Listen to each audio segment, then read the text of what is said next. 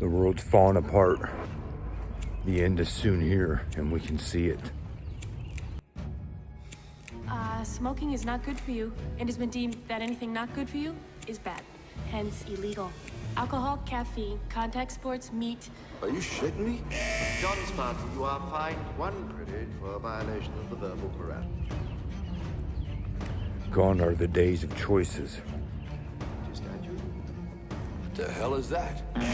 John Spartan, you are fined 1 credit. Bad language, chocolate, gasoline, uneducational toys, and anything spicy. Abortion is also illegal, but then again, so is pregnancy if you don't have a license. We're now in a time where we choose we don't want something, but they'll give it to us one way or another. Unfortunately, Simon Phoenix was not coded. While you were sleeping, everyone in the city was installed code. It was a brilliant idea by Dr. Cocteau that an organically bioengineered microchip be sewn into the skin. Sensors all over the city can zero in on anyone at any time. I can't even conceive a visual of what you police officers did before it was developed. We work for a living. This fascist crap makes me want to puke. We're being forced into a way of life that we, as a whole, do not even want. But it's become clear we no longer have a choice in the matter. What do you think you're scratching, Cape?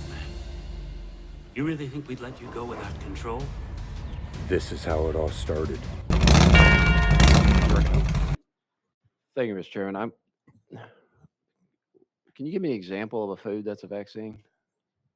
You recognize? Yes, sir. University of California, Riverside has already perfected the ability to put human vaccines into our lettuce right now. Also, tomatoes has the ability to do that also for UC Berkeley.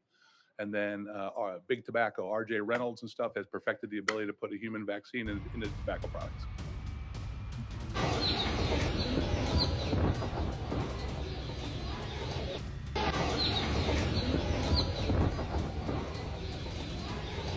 Chairman Clements? And is that even legal to do in the state of Tennessee, to sell those with a vaccine in them? You recognize? Well, I'm not arguing that point. What I'm saying is there is no law deeming those that when you go into a grocery store, you should know as a consumer, this head of lettuce is a head of lettuce. The head of lettuce right next to it could contain a vaccine in it. All we're saying is if it does have the vaccine in it, make sure it's listed as a pharmaceutical so people can get the proper dosage. To start, most livestock in the UK are vaccinated.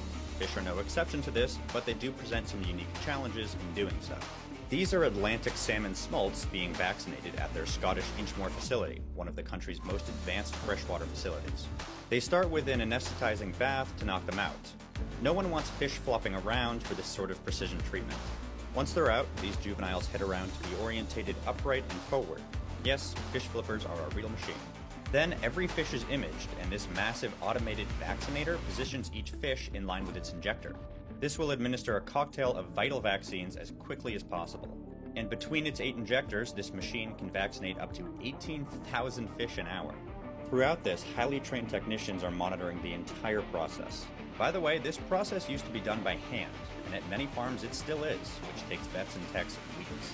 Now vaccinated and still a bit groggy, these fish head back to the hatchery's tanks to recover and return to a normal feeding schedule.